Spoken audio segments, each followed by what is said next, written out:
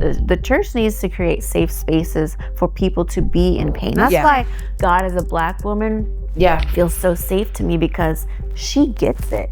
She's been there. She's been marginalized. She's been told to be quiet. She's been hurt. She's been abused, but yet she's still here, loving people, being soft towards people, finding compassion, caring for children. You know what I'm saying? So I think that the church needs to stop basically putting their expectations on victims to be quiet, to put a smile on their face, and to be healed. Hey guys, this is your girl Akia here, and I am here today with my very close friend, Nicole Bromley, who we have been friends for, I don't even know. I mean, it's been a long time. A long time. Yeah, long time. Who needs years, right? I mean, if we were soul sisters the moment that we connected, right? But anyways, we're here today. We're talking. Nicole has a podcast called One Voice. She also works with survivors of sexual abuse, trauma, with her program Unleashed. And I am happy to have you today. I'm so happy to be here. Let's see if we can get through this interview. Let's see. I mean, hey, listen, it's a good start. We have water so we can stay hydrated behind us, right? So it's all good. I want to start off like hard and heavy, right? About like breaking the silence. I mean, you know how I do it. Might as well. Yeah. Like, let's just go all the way in. I don't think we ever tiptoe around anything, Akia. No. And so what's really important about this conversation with you, I guess starting it off, is breaking the silence. And I got notes, and I'm going to try to stay on them. We'll see. All right. But I guess for me and the audience, what gave you the courage to come out and speak publicly about the abuse that you survived? Publicly, yeah, that would be another layer to me speaking out for the first time, which happened when I was 14. Yeah. And so the first time I told my mom, and we kind of went through the typical talking to authorities and, you know, reporting the abuse at the time. But speaking publicly came actually many years later. The first time was at a church camp. And so I had kept my secret, really. You know, my whole childhood, I was sexually abused by my stepdad, who was well known in our community, a faith leader. And for many reasons, I was afraid to tell. I didn't want to tell. And when I finally did tell, it shattered this whole perfectionist, people-pleasing person, this overachiever person. Yeah. It shattered all of that because I had felt like I was holding up this image of myself for so long because I wanted to hide the shame that was inside. When I finally did tell, I knew it was the right thing to do. Yeah. But I was still afraid of what people would think about me. And so what people would think about you. And so I hid it once again. I vowed I was never going to tell anyone my secret again. And a whole year went by. Okay, after I had told my mom, and we can get into all of that if you want, but basically a year later, I didn't even tell my best friend the truth of kind of what all had gone down. I guess I should backtrack and say, after I told, my stepfather took his life. And that really felt like I had shattered this whole world that I had created and that he had created, because again, he was a well-known businessman, faith leader. And so I just decided I'm not going to tell anyone again. And I buried that truth about my life for a whole year. I hadn't even told my best friend at the time. And I was then invited to this church camp. I went, and the last day of camp, people were going up and sharing like some story about what had happened that week or something God had done in their lives or whatever. And I got up and I told my story for the first time. And so I would say that was the first time I told publicly. Wow. I went home feeling like, what did I just do? Right, a vulnerability hangover. Yes, girl. Because it was like crickets afterwards. I told probably 300 kids about this abuse I went through. But this is the turning point for me. When the switch was flipped for me was when I came home and I started getting letters from other kids at that camp telling me their stories.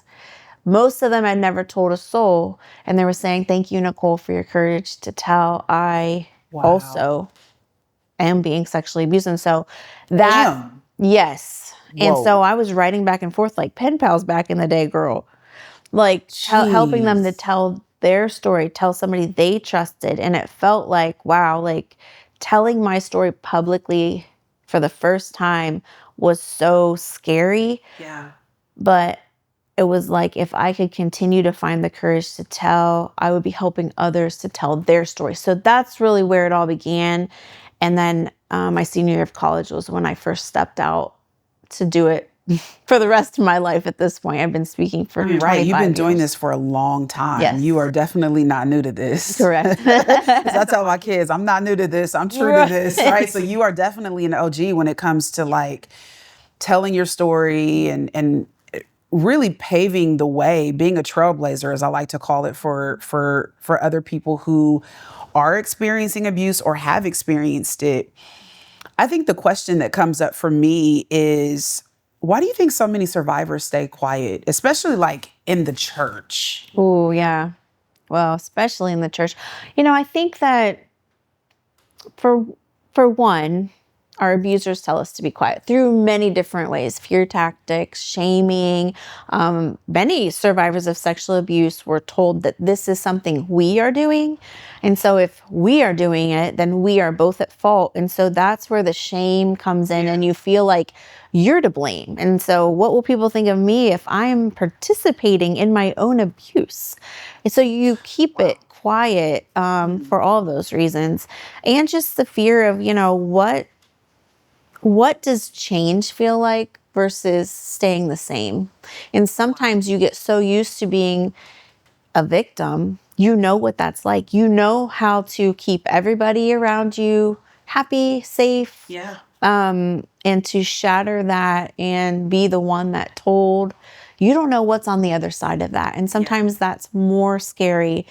I can remember telling myself my entire childhood, if I can just get through to my 18th birthday. Oh my God. You know, and that was so long. I mean, it started when I was 4. So I'm really glad that I told, looking back. But at the time, you know, I was scared to death.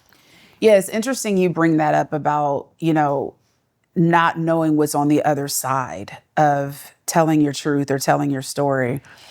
Because I actually wrote a piece for Substack, and I titled it "The Devil You Know." And it really was talking about, you know, I mean, I can see it apply to so many instances. You know, for me, it was like, when I wrote that, it was about a family member that I actually thought was like an ally. And, you know, and that family member was more loyal to the other people because they were the devil that they knew is better than the devil that they didn't know, which is like this other side of like standing up for what was right and who do I have then? And so when I take that same concept and apply it to what you just said, it still rings true for so many people. Is like, you know, what I know over here is like, yeah, this situation isn't ideal and it isn't great, but I know it. And somehow I can convince my brain, convince my body, like, that this is okay. I can get through it. To your point, if I can just make it through to my 18th birthday, no matter how long ago, you know, or how long away that is. Yes, right. You can see there's a light at the end of the tunnel. Yes. Oh my gosh. And if I know how to keep everything happy where I'm at, it's almost like I can control this environment. Knowing what's on the other side, not knowing what's on the other side feels scarier because that's out of control. I don't know what will happen if I let this secret out. Yeah. And I mean, that really is the crux of anxiety anyway. It's like fearing what you can't control. You have no control over it, or like, like, I mean, there's like a safety in knowing what kind of hell you're in. Right. This is safe. A familiar hell. Trauma. Yes. But it's safe because I know what to do here. And I do think there's a point to knowing our own survival tactics Yeah. and feeling almost a safety within that, whether it's healthy or not. Right. I know how to survive this. I don't know if I can survive all the threats on the other side. Your mom will divorce me. You'll never see your mom again. Wow. I will kill myself and my dog. No one will believe you. You're just a little girl. You know, all of those things. Do you think that's true? Because truly, Of course. I mean, especially when it's someone you love and trust, an authority figure in your life. I had no reason not to trust him, not to believe his threats, not to believe what would happen on the other side of telling. So this was a secret that felt safer to keep at the time. Wow. Thank you for sharing all of that. I mean, that was a lot for you to have to carry at that particular time. Yeah. You know, and I can't even imagine. Like, I know reasons why I held things and I resorted to certain things and certain behaviors. And so, like, I definitely can relate to that. I mean, I think all survivors of whatever kind of trauma can relate to the choices that they make in that moment. So thank you for sharing that, because that's a really important part of your story, I think, to set the conversation up. So you read the book. Of course. You're my girl. I couldn't wait. You read it when I like sent it and I was like, hey, there's like spacing issues and like, here's the PDF. And like, we didn't have the hard copy yet. So this like, you know, but you read it. I've been talking to you about it for a few years. It's your best yet. Yeah. That makes me feel really, really proud. Thank you for saying that. Like, because I wanted to believe that, right? Like it, you know, like my own journey with like healing from religious trauma, spiritual abuse, my whole mental health journey, like culminated with this, you know, or ended with this big crescendo of like, boom, like this, here I am. Yes. And so kind of diving into religious trauma and divorcing religion, right? Because the book is called Divorcing Religion, Finding God. What do you think, like, from reading the book, is the biggest difference between losing religion and losing God?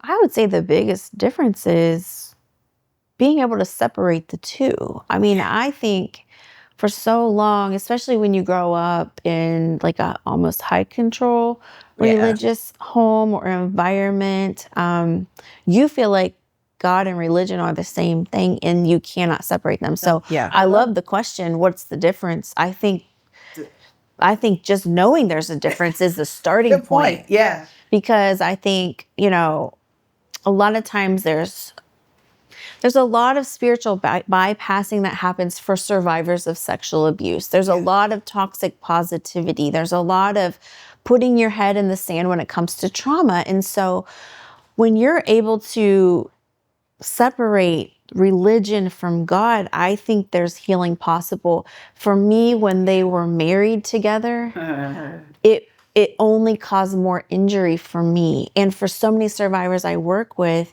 because you think that all of these rules and all of the pretending and the perfect testimony, the perfect, you know, this, we're all in this like pristine glass temple. You know, you can't show the ugliness of life. You can't talk about the hardships. You can't show your trauma. You have to be healed. You know, there's there's no healing process. It's like you know, it's either this or that. You're either here or there. And so I think when you're able to separate that there is a God that isn't expecting you to jump from this side to this side. He's this father or this, you know, higher power can be with you in the mess, in the dirtiness, in, you know, wherever you're at. Yeah.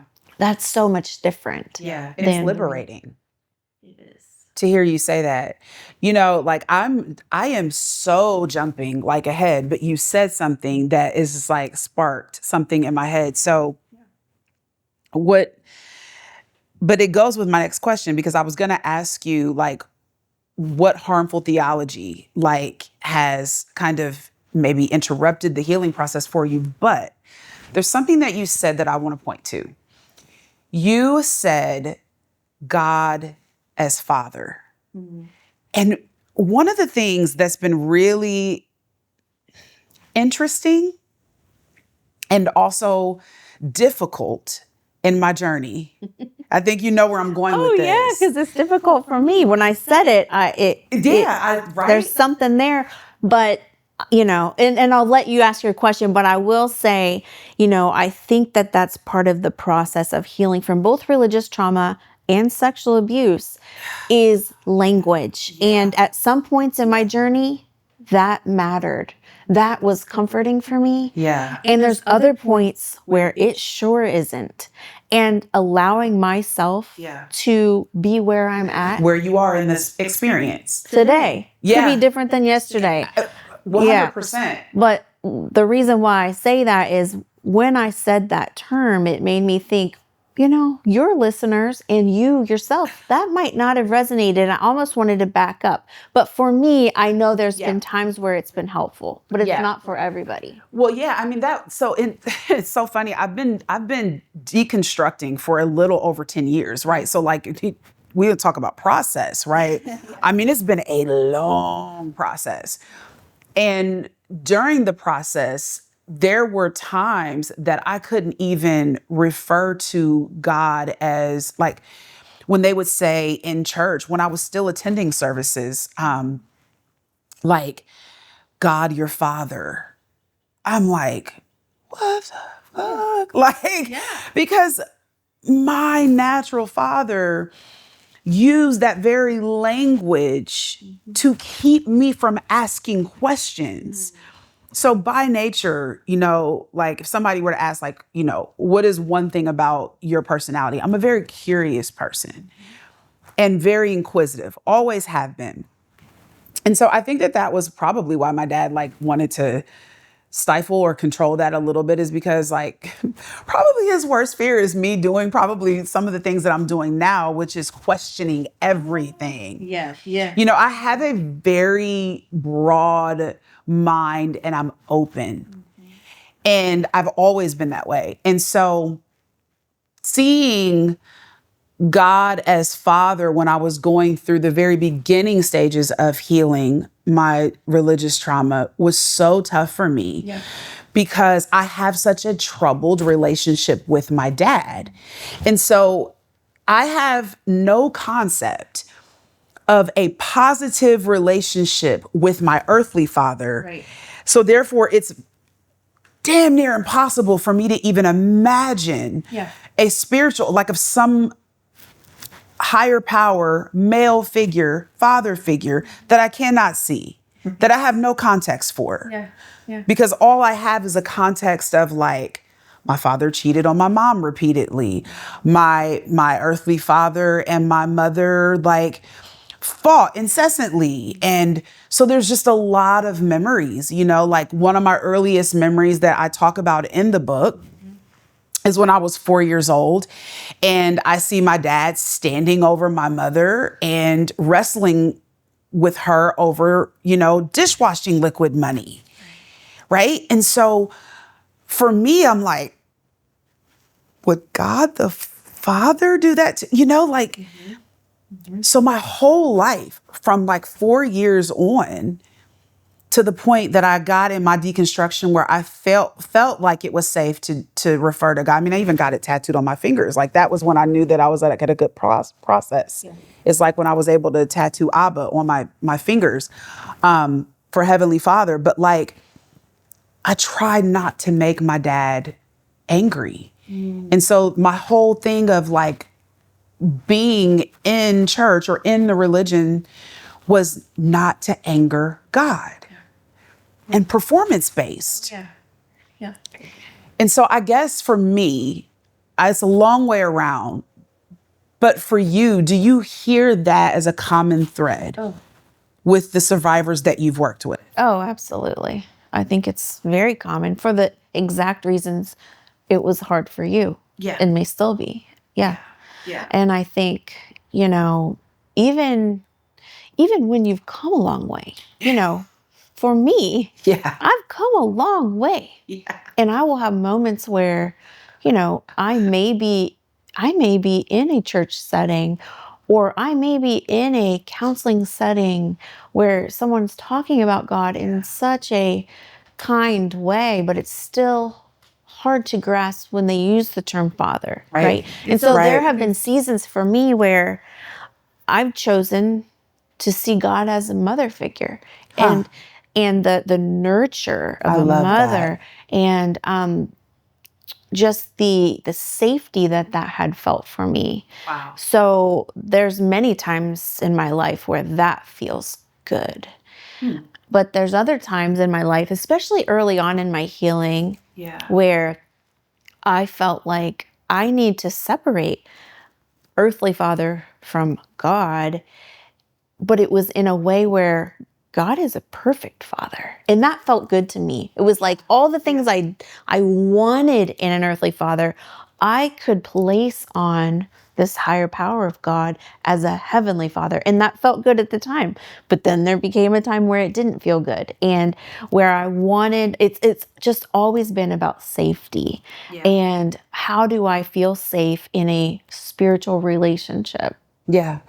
And I think you bring out an interesting point. And like you say, like one day it's this, and then another day it's that. And no one's telling you it's right or wrong. Right. That's the difference between religion and God to me. It's my journey. Just like healing is my journey. It's my pace. No one can tell me how to heal. No one can tell me what's right or wrong, because it's my healing journey. Everyone's story is different. Everyone's trauma is different. Everyone's healing journey is different. And at the same time, I believe our relationship with God must be looked at differently too. Yeah. You know, it's you brought up something interesting. You said that there were times in your healing journey that it felt good for you to look at God or refer to God as like a mother figure. And I think that so many people, like, that it could be so liberating for so many of us. I also think that some people in the religious sect would be like, oh my God, like blasphemy, right? Like, and have their opinions about the it. Patriarchy. Well, right. So, and the misogyny that goes with that, right? But I'm bringing this up because, like, many years before I started deconstructing, I read this book that was given to me, no doubt, by, I was in the middle of, like, in between having my kids. So, Michael and Arden are about 3.5 years apart. And so I had Mikey, but I had miscarried 2 times. And then I said, okay, I'm going to take a break and just get my body back in, on track or whatever. And then we'll try, again.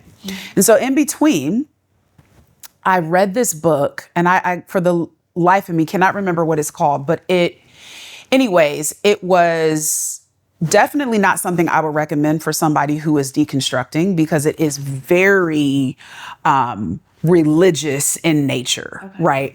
I'm only using it as a reference now because that was the very first time that I had read something that was helping me heal from, like, the pain of the miscarriages emotionally, that actually referred to God. One of the names for God is El Shaddai, which means the many-breasted one. And listen, I haven't fact checked it, right? Like, so I'm not going to sit here but for me in that time, I was like, oh my God. It perked, me up a little bit and was like, many-breasted one. And so, like, last time I checked, like, we as women feed our children, nourish our children with our breasts. And it's like, okay, so the author was using this as, like, a way to say that there is this divine femininity, or this characteristic of God that is also feminine.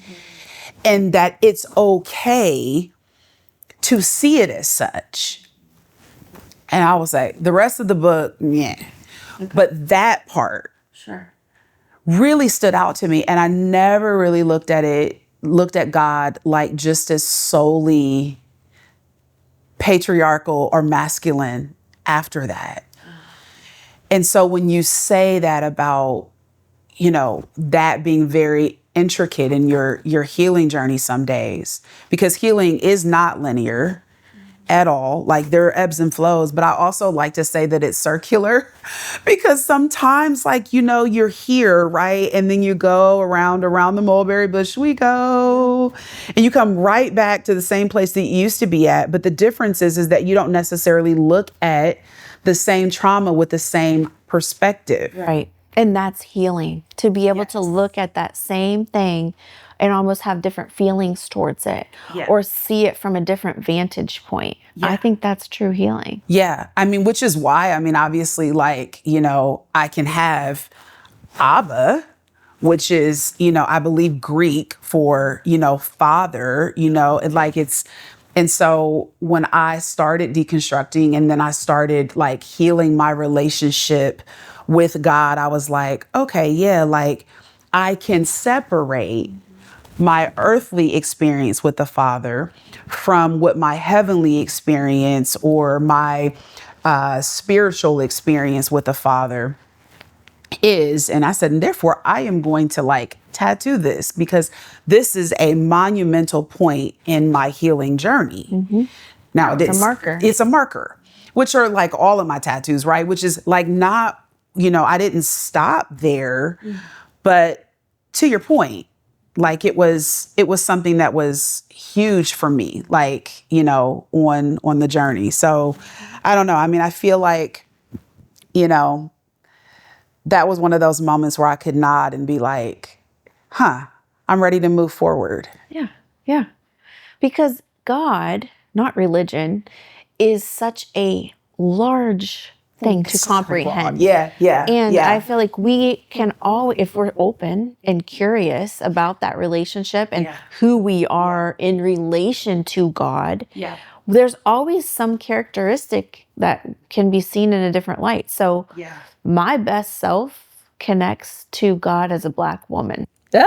So love that. That's it for me. But there are times in my journey where I want that perfect father, to say your abuse was wrong, you deserve justice, whatever. But then the best, safest version of God for me is that Black woman who holds me, who I feel safe with, who is wise. That's so interesting to me. Do you know that somebody else actually told me the same thing? Really? They're not Because I'm right. well, right. I mean, bingo. I mean, let's just shut it down. Yeah, like, that is like, there is a movie, The Shack. Oh. So and this person that told me this, she is a Black woman. She is a therapist. I don't know if she still practices, but I'm going to be talking to her on another episode. But she talked to me about the movie with Octavia Spencer. I think that's who was in it. And it's called The Shack. And I believe that like God was a Black woman in that movie. Like I actually went and I looked for it and I was like, so when it came out, Nicole, funny story is like I was forbade to like watch it. What? It's a Christian film. Well, I know the funny thing is like I think that my dad might have talked about it across the pulpit. And so because of its accusations like about it being blasphemous or like, God being a Black woman or portrayed as that and like some other like the Holy Spirit and like was different characters and all of that. It wasn't as rigid as what you grew up. Correct. Because, listen, I mean, patriarchy and misogyny, right, in religion is like rampant. Yeah. But honey, in the Black church, where I grew up, like apostolic Pentecostal, I mean, it's like a whole other animal. And I think a lot of it is like, I don't want to get stuck here, but like a lot of it, I talk about like the decolonization of it of religion, not only deconstructing it, right? But in the Black church, this was something that was given to us. Like this was not something that we were born and bred with, unless you were born here in the United States and it was passed down from like the people who actually lived on the plantation. Then it was something that you received as a young child. But the ancestors that were brought over here from Africa we already had, like they already had their own religion, their own version of spirituality. Right. And so religion was very much colonized and given to them in a way that would make slavery okay. And so you think about it, if you are making a man feel less than a man, talking about a black male, right? But you have real power as a black preacher who is a male. Yeah. You were given power by like a white slave master to be able to stand up and talk to your parishioners who were slaves on the plantation of this white man who was the slave master that gave you the authority for that time to preach the word.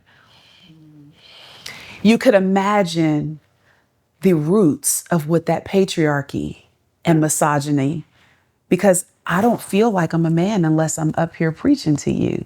Given permission. And I'm given permission from a white man. Yeah, sure. You understand what I'm saying? Yeah. So those roots go so deep. Yeah, very deep. You're right. Way deeper than I even addressed in the book. Yeah. So, you know, it's... Well, that's another book. That's why. I mean...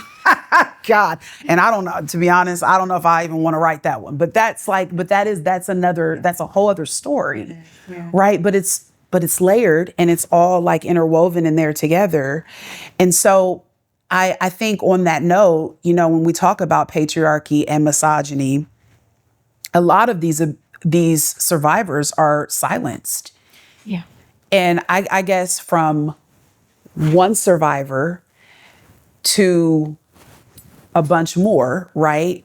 And then to even leaders that may be looking at this, like, what do you think churches should stop saying to survivors like today?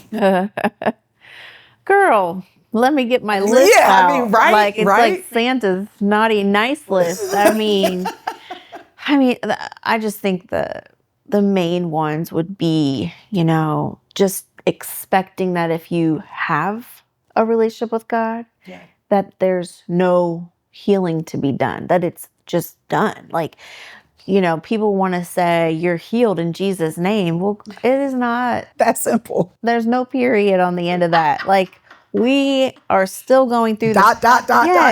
Right. Or, you know, you have to forgive your abuser to be able to be healed. Or moving on in your life, you're stuck unless you're able to, like.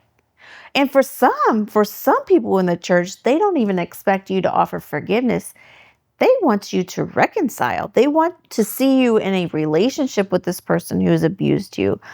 I mean, God never asked us to do that. So there's a lot of, I think, man-made expectations. Yeah. And what is it for? Why do we say all of these things? Yeah. To make us feel better. So if you've been abused, if you're still in pain, if you're still hurting, if you're still in healing, if you're needing therapy ongoing, it makes me feel better to basically tell you all the right answers. Correct.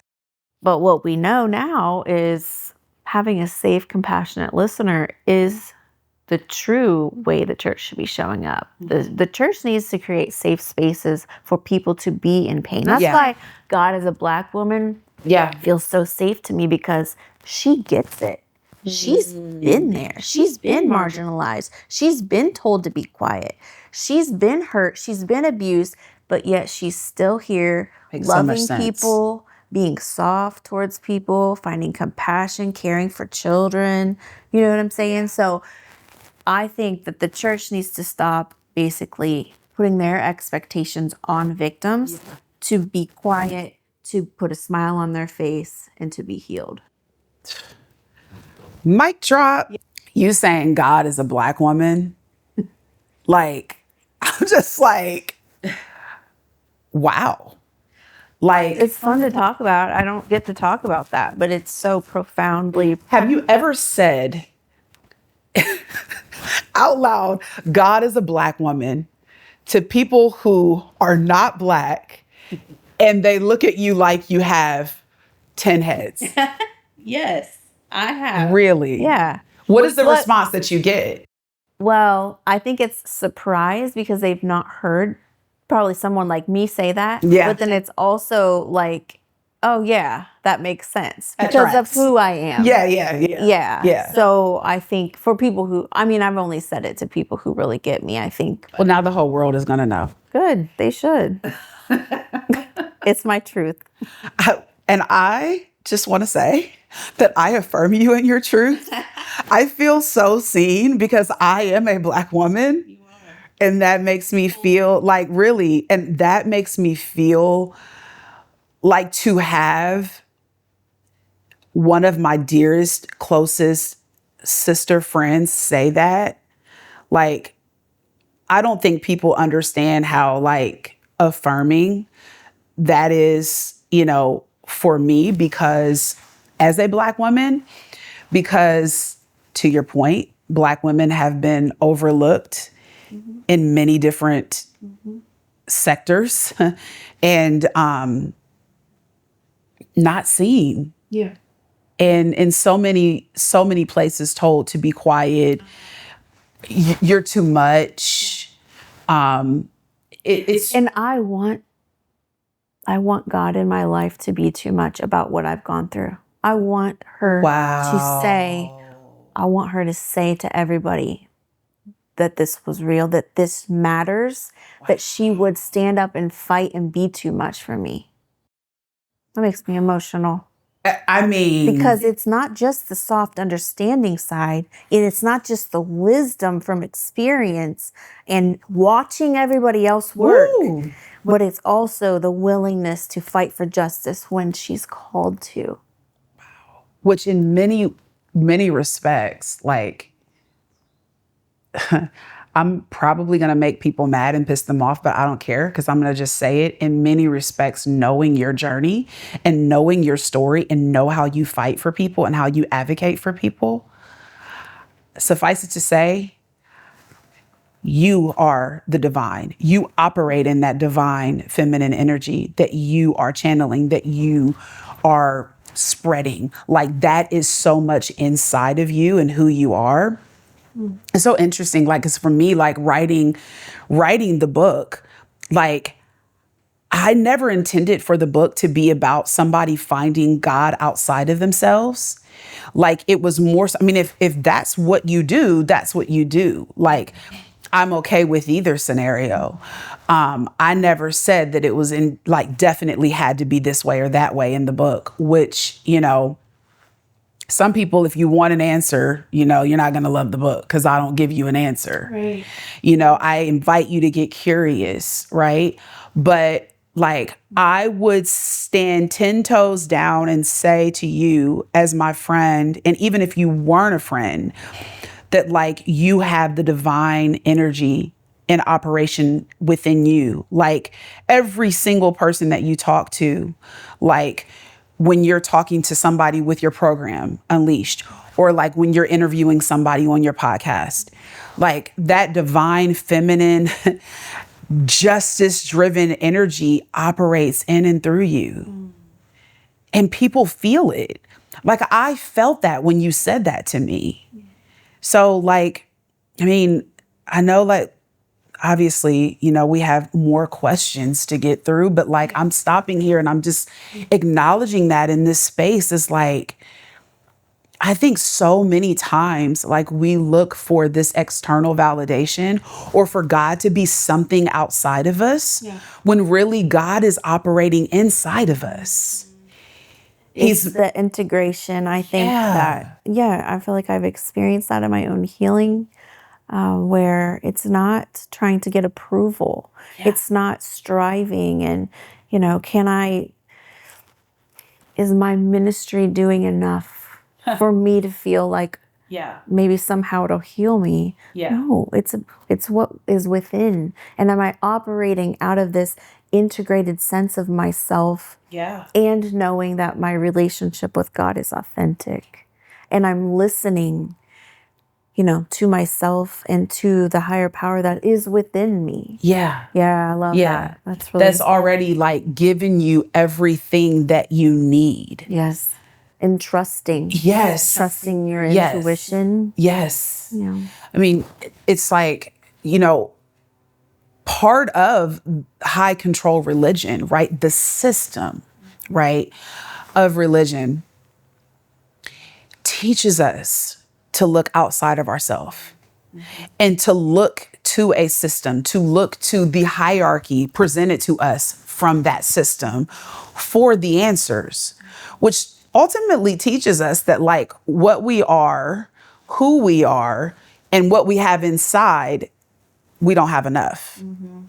And so I love what you just said about, like, I am enough. I'm actually more than enough. And the experiences that I've gone through, like, overqualified me, quite frankly. Yeah. Because even if I didn't have any of that, I still would be enough. Yes. Like, I love that. I love that so much. Okay, let's switch gears real quick. Let's talk a little bit about the survivor and their nervous system. I know, you do a lot of work with Unleashed with, like, how many weeks are your programs with the survivors? 8 weeks. 8 weeks. Okay. And so in that 8-week program, like, what does that look like for somebody who comes and signs up? Well, basically it's film. Yeah. It's journal prompts, contemplative, Yeah. thoughtful questions that you would answer after watching film. And that's all done on your own. And then you meet live with myself and the other group members to sort of discuss what came up for the week on those topics. So it's 8 weeks, specific topics per week about healing. Yeah. And so would you say, like, part of, if not all of it, like, there has to be some repair to the nervous system? Oh, yeah. I mean, we always want to do grounding techniques and really paying attention to our body. And so, for instance, even in the live meetings, I always tell them, there's going to be weeks where you want to talk a lot. And there's going to be weeks where in your body, you just want to listen. You want to be a participant, but in a way where you're just taking in the information from the other survivors, relating to it within, maybe agreeing, maybe disagreeing, and you're sort of working that out within yourself. And so I do think there's a lot of learning how to be open, how to stay curious, but being attentive to how you feel and noticing that. Yeah. What techniques do you practice on a regular basis that kind of, help you reconnect? If, for example, there's a survivor, that hasn't found you yet, and they're like, I need to, in real time, like, reconnect to myself on a daily basis, what are some things that you would tell them to do? I think breath work is really helpful and important for survivors. For me, I go on nature walks. That really helps ground me. It helps me go from, like, worrying about things that are so big to thinking about very small things, like noticing, the bird, noticing the colors I'm seeing, noticing the petals along the path. Like, it gets so specific. It somehow helps me in that way to be grounded. I think that's a really important one. I mean, therapy, of course, talk therapy. Honestly, IFS. I don't know if you. Oh, yeah. Internal family systems, right? Yeah. It's been very helpful for me. How is that different for you than the traditional, like, therapy? Well, it's all about self-compassion. That's a good one. I think I've been so purpose-driven my whole life, ambitious, overachiever, people pleaser, perfectionist, recovering from all of that. Yeah. But it's brought it down to a level to understand why. Why are all those things protecting me? Why are they managing my life? And so understanding that there's little parts in me that felt like she had to act this way. She had to perform this way in order to protect me, in order to survive. And so compassion for those little parts that are within me has helped me to not only understand myself better, but to also find rest, find safety, to be able to say to my younger self, it's okay. Like, I'm here now. I'm 40 something. I live in a house that I feel safe in. I have a family that loves me, that listens to me. I have a support system. I have a therapist. I have tools. I have all these things. So it's okay, young part, to, take a back seat right now. I got this. And the safety, the calm, the peace that I have felt in my life because I've gone through that and I understand that is really unmatched, to be honest. It's so interesting because I think that I've experienced similar without it actually being called IFS, which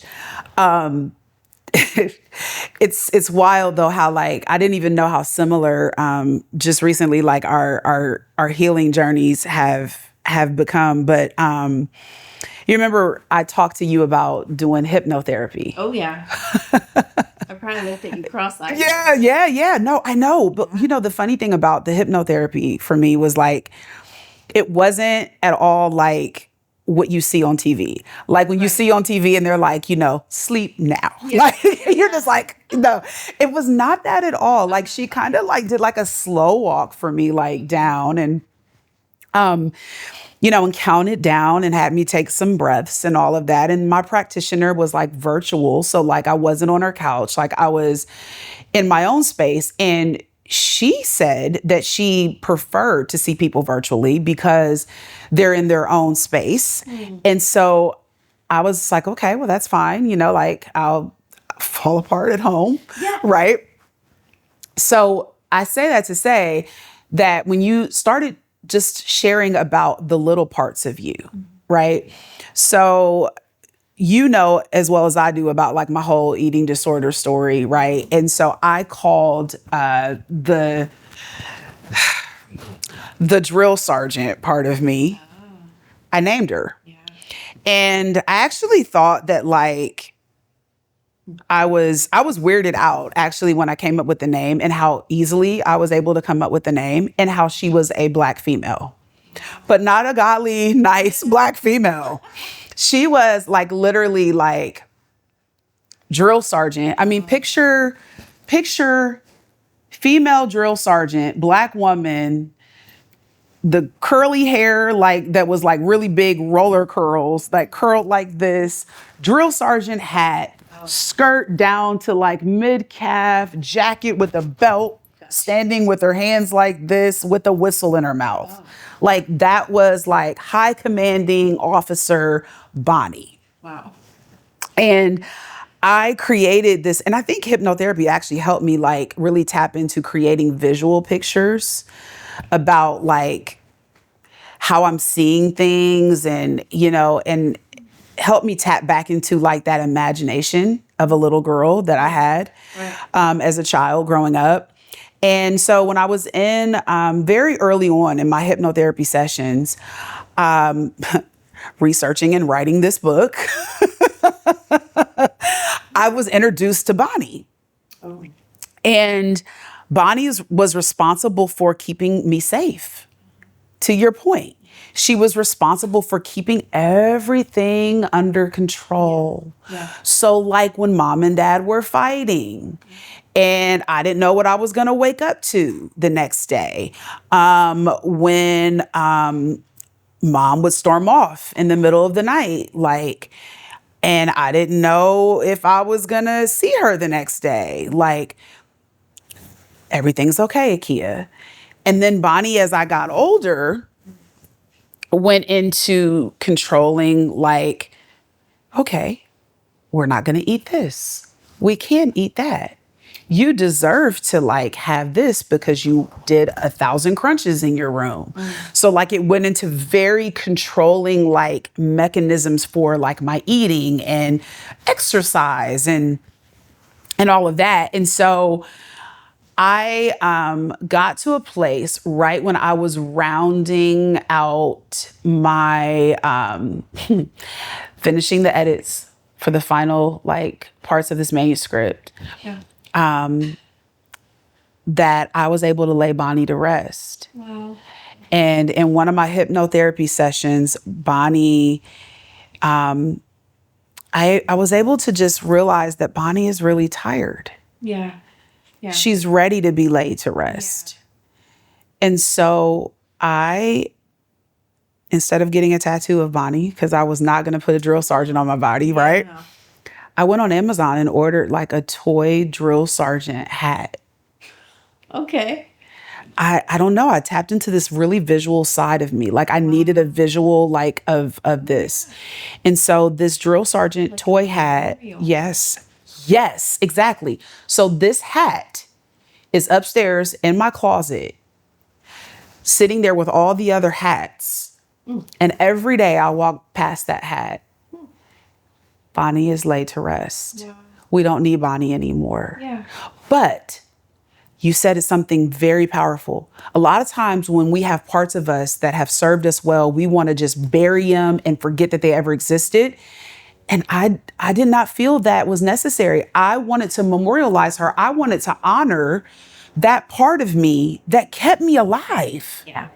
I'm glad you said that because I was worried you were going to say, and so I buried it. No, No, girl, she's got a shelf that hat is on a shelf. because she helped you survive. She helped me She got survive you to today. to today. Yeah, Which is like so powerful. it's important. And it's important like to acknowledge. And I think that's what IFS does really well, I agree. is it helps acknowledge all the pieces and parts of you that helped you survive and get you to where you are. Yes. And what religion does is shames those parts. Yes. But true freedom and true healing and true integration, it all comes from what you just said, is memorializing, saying that what you did to get me this far mattered. I've got it from here, Yeah. but I would never be here today if it weren't for you. So thank you. And every day I say thank you. Aww. Like literally. And I'll tell you this, during the time that I bought that hat, Yeah. you know, I was in life coaching school. Oh. And it was like every weekend. And I was like coming unglued because I had newly estranged from my family. I mean, you know, you walked with me the whole time. Yeah. Like I called you and I said, I think that this is it. Yeah. And I was unglued. Yeah.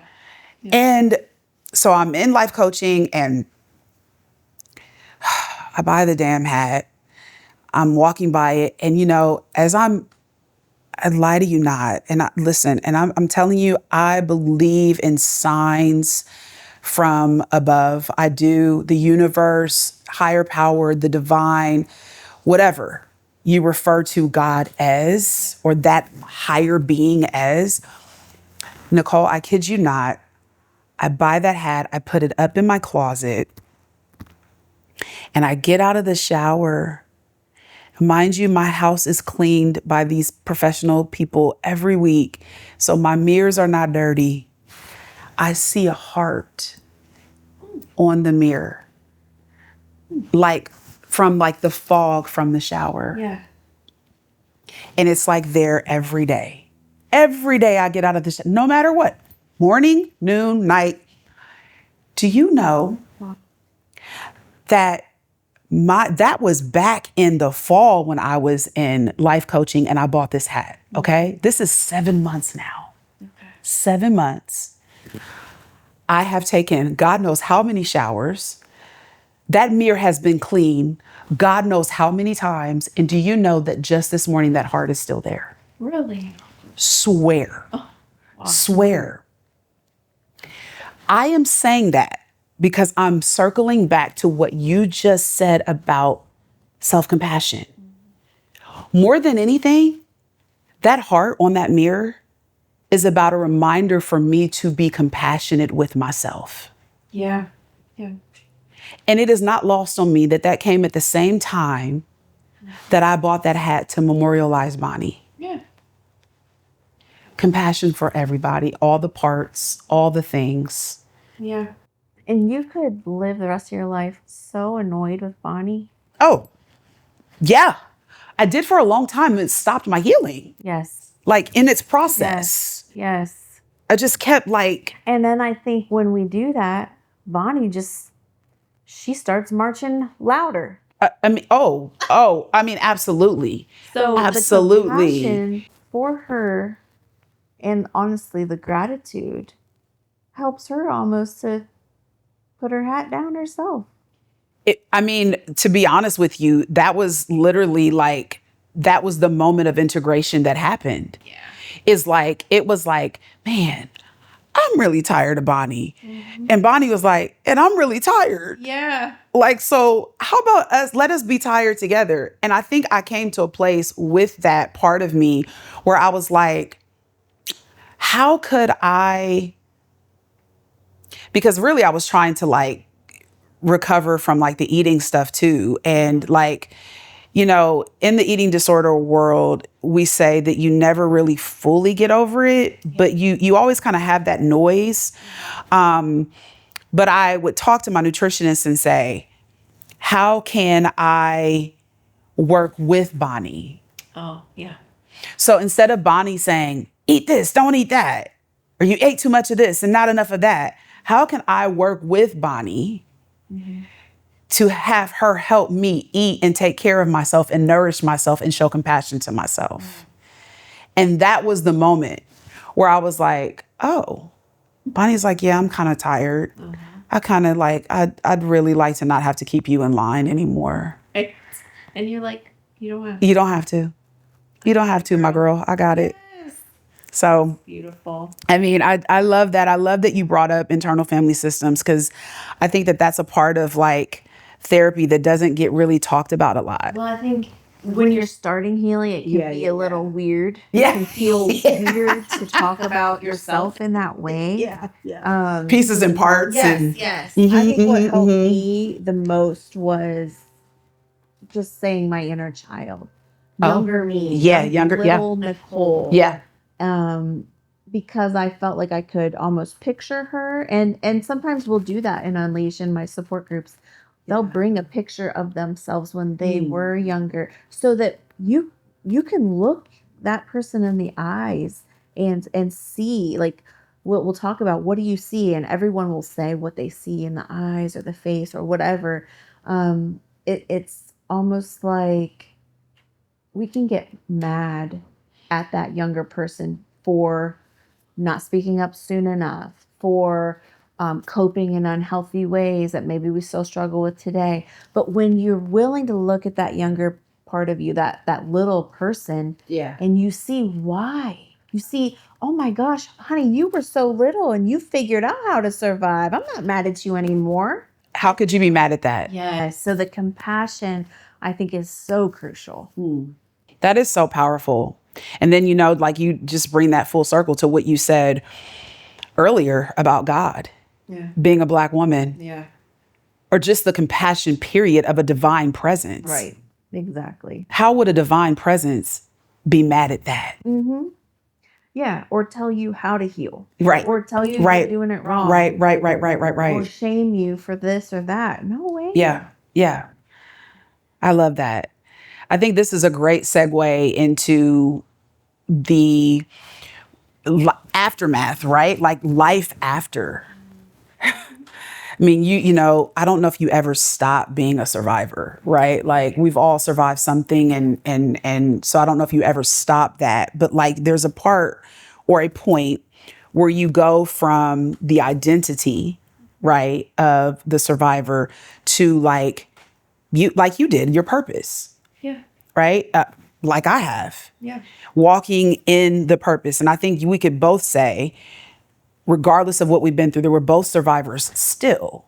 Yeah. But we don't wear it as an identity so much anymore, as much as it is like our purpose in our life. Oh, yes. Like, you know, like a driving factor. Right. To do good. Yes. Sure. So I guess, you know, a natural question would be, how do you avoid becoming solely defined by what happened to you? That's actually a really good question, because I think that for a long time, maybe in my 20s, when I first started speaking out, you know, I had written a couple of books early in my healing. Yeah. I did feel very defined by that. And in a good way. Like, I felt like I'm beauty for ashes, you know, I'm making. They ate that up in the church world, didn't they? Lemonade out of lemons, girl. Yeah. So it felt like I would receive a lot of praise for this because I was out there with my story. That's yucky. But look at all the good that I'm doing with it. And it felt very good, and I'm grateful for that, the opportunities I've had. I know that, it has made a big difference in the room. I was speaking before anyone was about this topic, and so I do feel very grateful for that.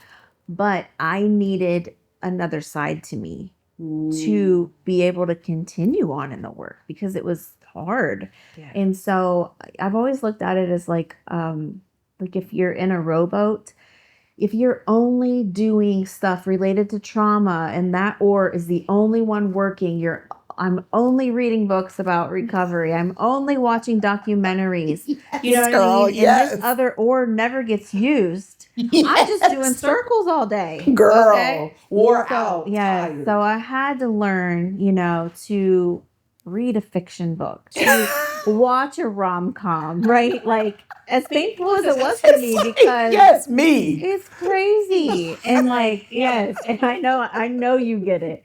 And that's probably why we get along so well. But I told you I started coaching youth basketball, and it takes this other side of me where it has nothing to do with trauma. Yeah. And, to be able to escape into something else, it brings more to life, but it also gets that other oar going where I'm moving somewhere. I love that. I love the way you put that.